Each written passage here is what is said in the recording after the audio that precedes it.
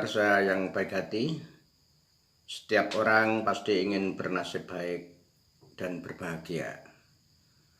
Namun kadang menemui nasib buruk atau sulit yang membuat menderita. Bagaimana memperbaiki atau merubah nasib? Saya Mbah Juri, penjaga sekolah kehidupan, mengajak Anda untuk belajar bersama-sama di program Sekolah Kehidupan Bengkel Rombak Nasib.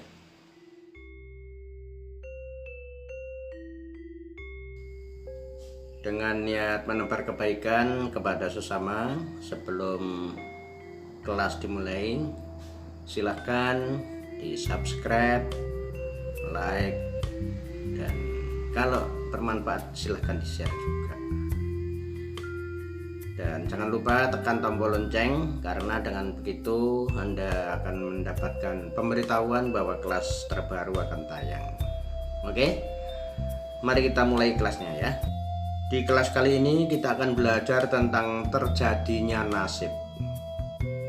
Nasib itu terjadi dan berproses berdasarkan hukum karma atau hukum sebab akibat yang gaib. Sederhananya, becik ketitik olo ketoro, sopo kang nandur bakal ngunduh. Siapa yang menabur benih bakal menuai hasil panennya.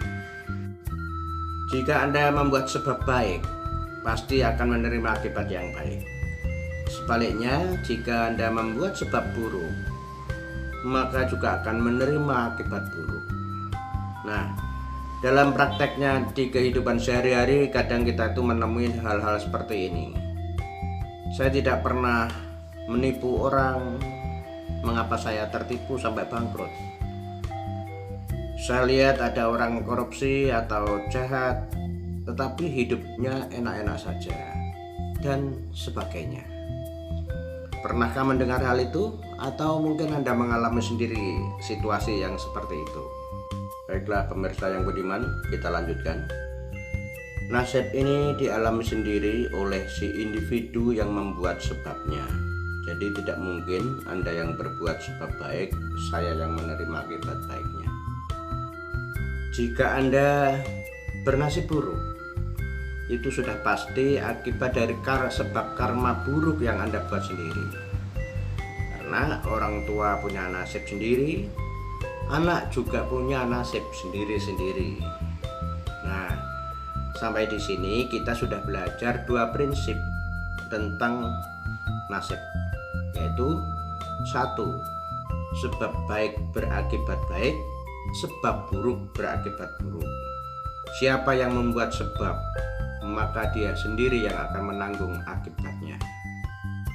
Sebagai hukum karma sebab akibat yang gaib dan mutlak, maka walaupun Anda tidak mengerti tentang hukum karma sebab akibat, karma itu tetap berlaku kepada Anda.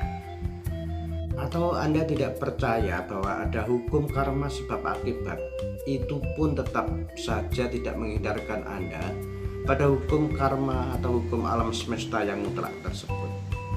Sebagai contoh, semua benda di bumi akan jatuh ke bawah. Walaupun Anda tidak tahu atau Anda tidak mau percaya tentang hukum gravitasi bumi, tetap saja kalau Anda jatuh, arahnya pasti ke bawah. Hukum karma juga seperti itu, pasti berlaku pada siapapun tanpa terkecuali. Kemudian prinsip yang ketiga mengenai nasib adalah aspek waktu. Buddha mengajarkan bahwa waktu itu abadi, tidak berawal dan tidak berakhir, dan terdiri dari tiga masa, yaitu masa lampau, masa kini, dan masa yang akan datang. Masa lampau sudah berlalu, masa yang akan datang masih belum nyata, maka yang benar-benar nyata adalah masa kini. Maka kita tidak boleh terikat atau tertawan oleh masa lampau, dan tidak boleh pula hanya berangan-angan tentang masa depan. Yang penting adalah menginjak bumi, artinya menerima kenyataan hidup di kenyataan pada masa kini. Dalam merombak nasib juga begitu. Yang terpenting di saat ini berbuat karma baik, maka nasib akan berubah menjadi baik. Sebab dan akibat yang membentuk nasib juga melewati 3 masa, yaitu masa lampau, masa kini, dan masa yang akan datang. Akibat berupa nasib yang dialami di hidup kali ini adalah buah dari sebab yang dibuat sendiri di hidup yang lampau. Lalu nasib apa yang akan dialami di hidup yang akan datang tergantung kepada sebab yang dibuat di hidup kali ini. Buddha pokok Nichiren Daishonin itu membabarkan hal ini di surat Membuka Mata. Bila ingin mengetahui sebab karma di masa lampau, lihatlah akibat karma di masa kini. Bila ingin mengetahui akibat karma di masa depan, lihatlah sebab karma yang dibuat pada masa kini. Kemudian prinsip yang keempat, sebab dari nasib dibuat melalui 3 perbuatan, yakni melalui tindakan tubuh, melalui ucapan, dan melalui pikiran. Perbuatan di sini secara harfiah adalah karma. Jadi kalau karma itu perbuatannya, sedangkan nasib adalah akibat yang sudah mewujud nyata. Sudah nyata dialami di kehidupan sehari-hari. Umpamanya Anda mencuri atau korupsi, tidak ketahuan oleh orang, tidak tertangkap oleh polisi atau Komisi Pemberantasan Korupsi, tetap Anda sudah membuat nasib buruk, dan pasti Anda akan menerima akibat nasib yang buruk alias menderita. Sebaliknya juga kalau Anda berbuat kebaikan, biarpun tidak dilihat oleh atasan atau orang lain, tetap saja Anda akan menerima akibat nasib yang baik.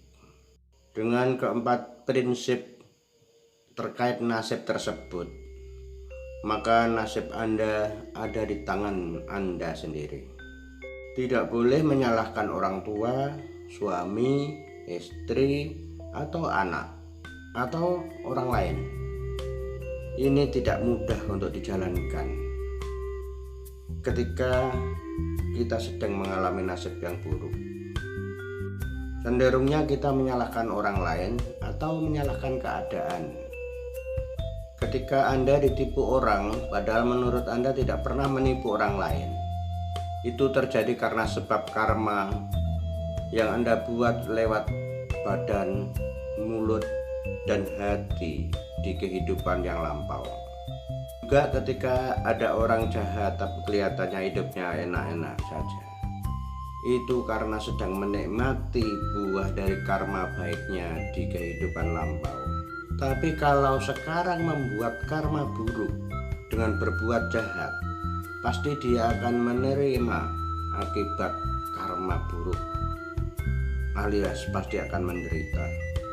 Nah, pemirsa yang budiman, dengan menyebut doa Nam Myoho Renge Kyo berulang-ulang, maka kita menyatukan atau menyerahkan jiwa raga kita kepada hukum karma sebab akibat yang gaib Nam Myoho Renge Kyo, sehingga kita bisa menyelaraskan hidup kita dengannya, sehingga kita bisa merombak nasib kita yang buruk menjadi nasib yang baik. Kita bisa berbahagia yang benar-benar bahagia. Oke, sampai di sini kelas yang pertama ini, semoga bermanfaat. Di akhir video akan ada penyebutan doa Nam Myoho Renge Kyo. Jika Anda ingin mengikuti, silahkan tonton sampai selesai videonya. Anda juga bisa memberi komentar atau pertanyaan, atau bahkan mungkin mau cerita pengalaman, silahkan dikirimkan ke kolom komentar. Sekian, terima kasih, sampai jumpa. Myoho Renge Kyo Nam Myoho Renge Kyo Nam Myoho